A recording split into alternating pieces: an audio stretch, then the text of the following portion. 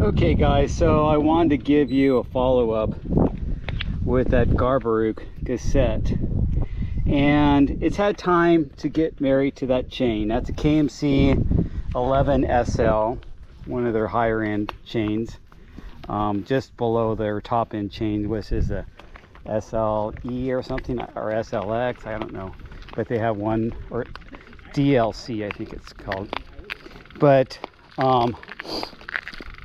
I wanted to follow up with that because I don't think I gave it a fair initial impression when I said it was skipping around. Now it's not. And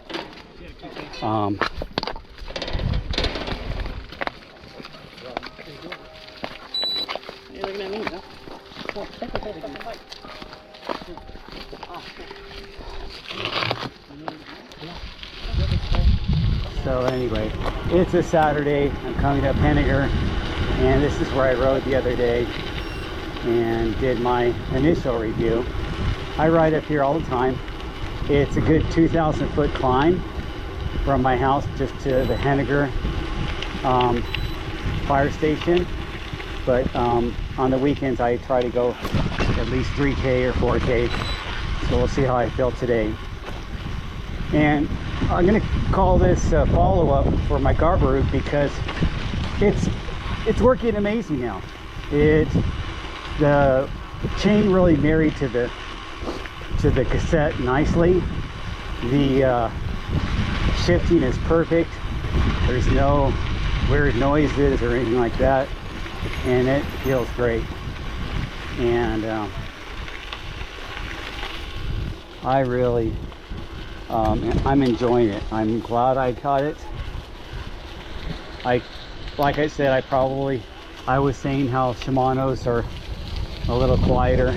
I think the thing with Shimano's, and I won't go too much into Shimano's, and I don't have all Shimano cassettes. I have actually very few Shimano cassettes. Most of my cassettes are I have the Sun Race, and now this Garbaruk, and then my other bike's a single speed, so that doesn't have it. And then I have one Shimano cassette for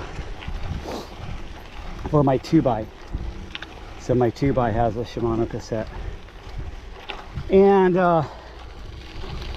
there's a couple things to consider.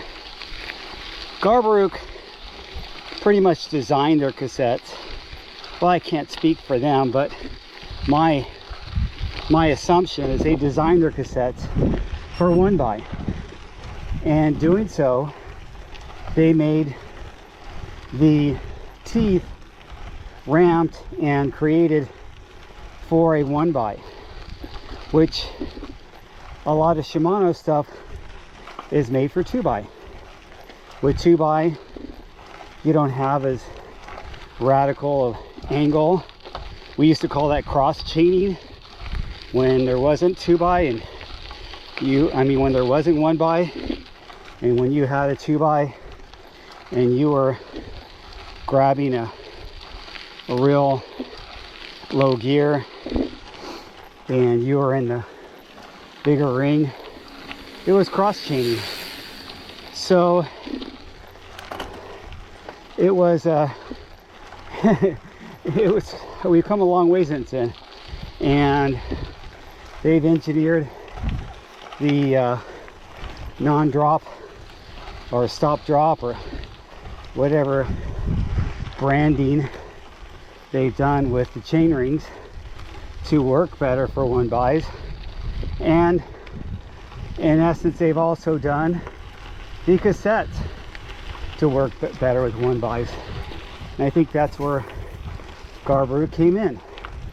Garbaruk said most people are using 1x, and it's working out. Let's engineer it to that.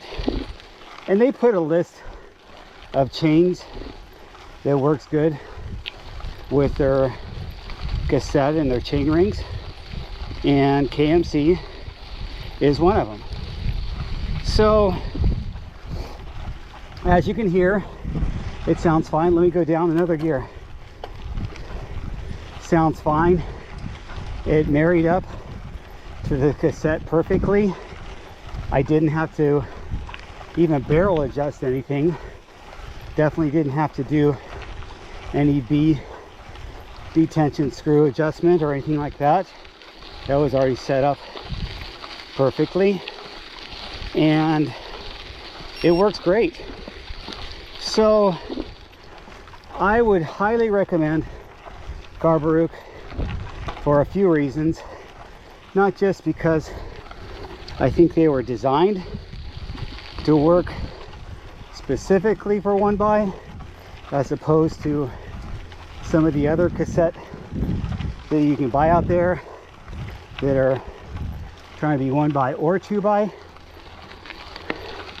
And then I also think that they make a really nice product when it comes to how well it's machined, how well it's ramped, how well it's a one-piece. I love the one-piece design, and it's just amazing.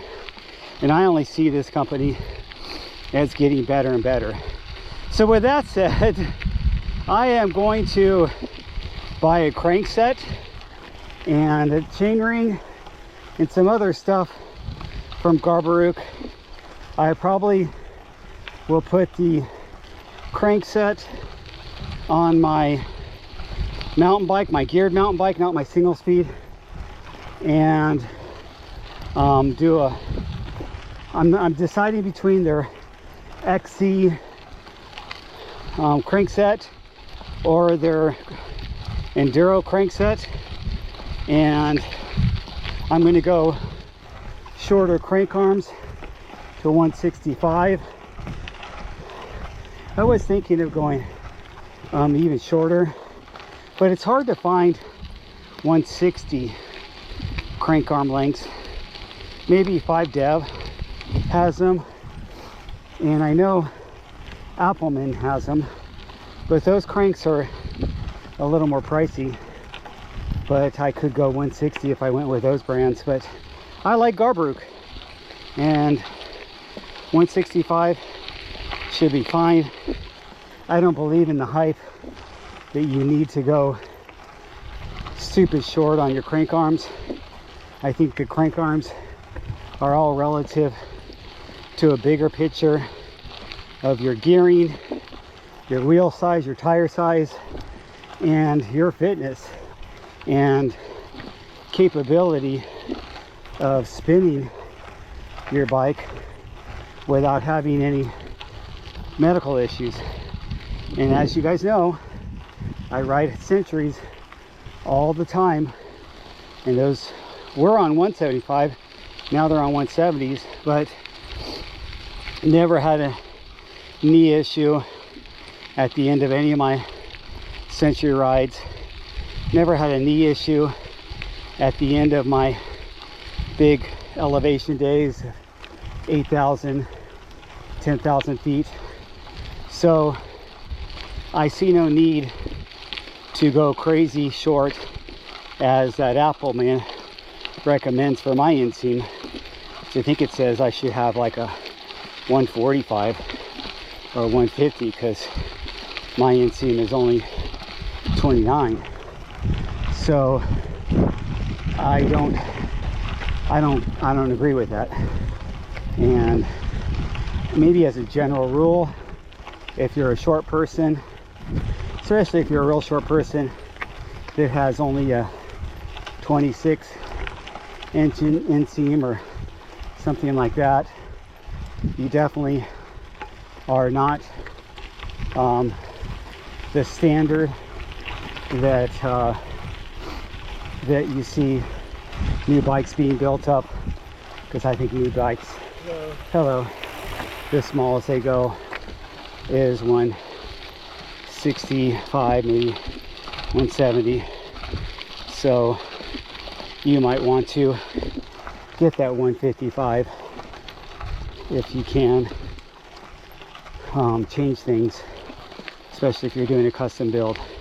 Anyway, I'll talk to you guys later. I'm rambling on. Thank you for watching, and leave your comments below what do you think about these new crank arms? I mean, new crank sets from Garbaruk. And do you have any experience with their amazing cassettes? Because I'm having a great experience with mine. Talk to you later.